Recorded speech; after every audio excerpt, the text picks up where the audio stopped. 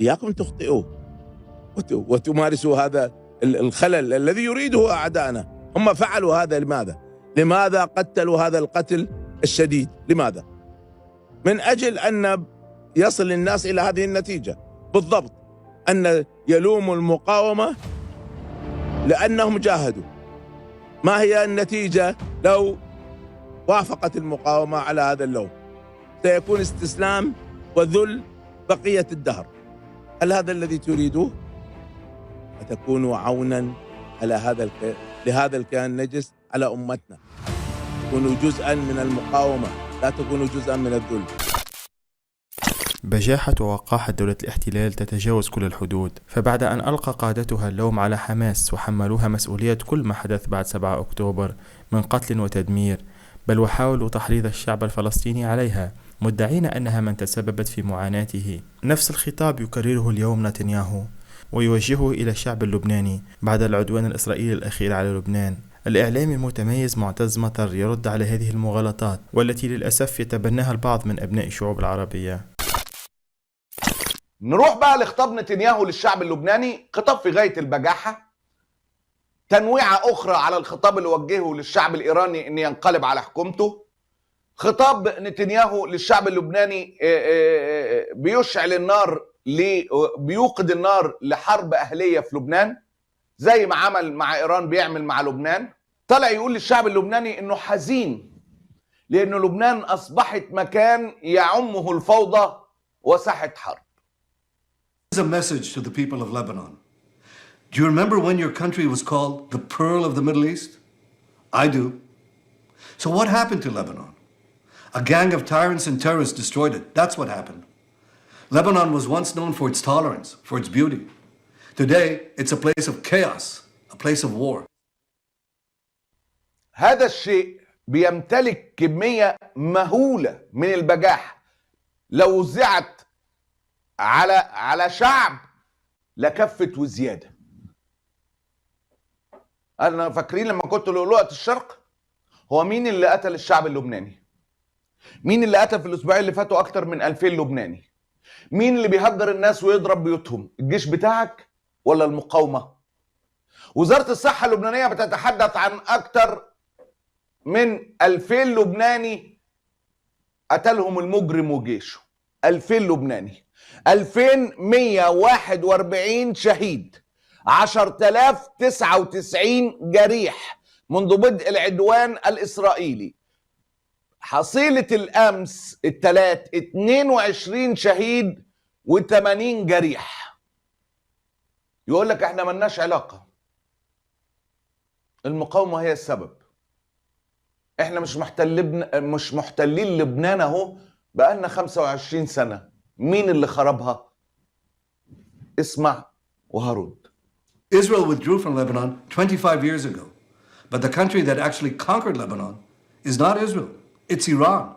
Iran, which finances and arms Hezbollah to serve Iran's interests at Lebanon's expense. Hezbollah has turned Lebanon into a stockpile of ammunition and weapons and a forward Iranian military base.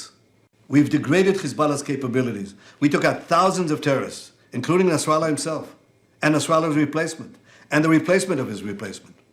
Today, Hezbollah is weaker than it's been for many, many years. Now you, the Lebanese people, you stand at a significant crossroads. It is your choice. You can now take back your country. You can return it to a path of peace and prosperity.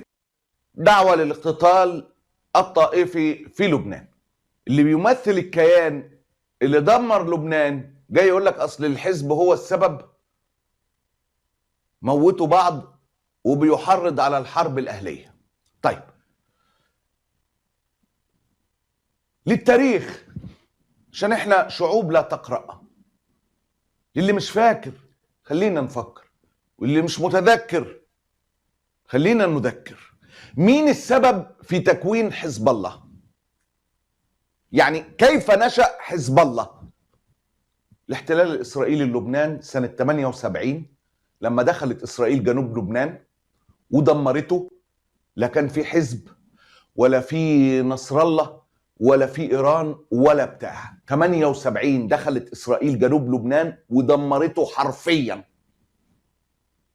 ورفض جيش الاحتلال يمشي 4 سنين، ووصل لحد بيروت 82. سبب تكوين وظهور حزب الله على الساحة اللبنانية هو إخراج إسرائيل من لبنان، وإيران ساعتها دعمت وجود الحزب لمحاربة إسرائيل. أنا بقول لك تحليل مصمت ملوش دعوة بأي حاجة، ملوش دعوة أنت شايف إيه أو أنا شايف إيه أو كلنا شايفين إيه، ملوش دعوة بكده خالص. الحزب ظهر نتيجة لإجرامك، زي ما الطوفان ظهر نتيجة الاحتلال والإجرام. النقطة المفصلية اللي هنا يقول لك أنت راضي على اللي بيحصل 7 أكتوبر. يا جماعة التاريخ ما بدأش يوم 7 أكتوبر. إيه اللي كان بيحصل يوم 6 أكتوبر؟ فصحينا واكتشفنا أن ذلك الكيان أبدا ما فيش منه سلام. السعودية قدمت في بدايات ذلك القرن المبادرة السعودية إن إحنا كلنا هنحميك وكلنا هنعمل اللي حكيت لك عنها وهنكون جيش يحميك وبتاع، بس امضي على دولة فلسطينية وخلينا نتعايش. مفيش حاجة حصلت. شوف انا بقول لك، مع ان لا الدولة الفلسطينية ولا اتفاقيات كل دي مطعونة ومتخرمة، لكن انا بقول لك تلك الرؤية. هل استيقظت الامة؟ لم تستيقظ الامة. استمرت ليه بقى؟ ما هي ضعفت. الكيان بيجمد، بيزداد قوة، بيزداد نفوذ، بيزداد علم، بيزداد اوراق ضغط في العالم، واحنا متشعلقين بحبل السلام الدايب لحد ما بقت اللحظة اللي هو الفارقة، انك هتدفع الثمن، لكن الثمن بقى كبير قوي لانك سبته يكبر ويتعملق ويركبك، وبدل ما كانت 3 مسامير من العرش مرتبطة بإسرائيل بقت ال4 مسامير اللي رابطة العروش العربية مرتبطة بإسرائيل، بقينا في وضع مزري. ويطلع كل واحد يطلع يتنطع زي السيسي امبارح يقول لك الحل واضح. السيسي والهام شاهين بيتفقوا في الرؤية.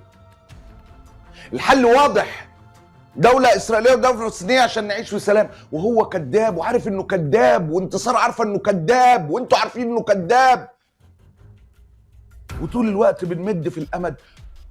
يا ريتنا بنكسب وقت، يا ريتنا بنكسب وقت عشان نبقى قويين ونتغير. لا ما بيحصلش. احنا بنزداد انبطاحا وهوانا وضياعا كل يوم عن التاني.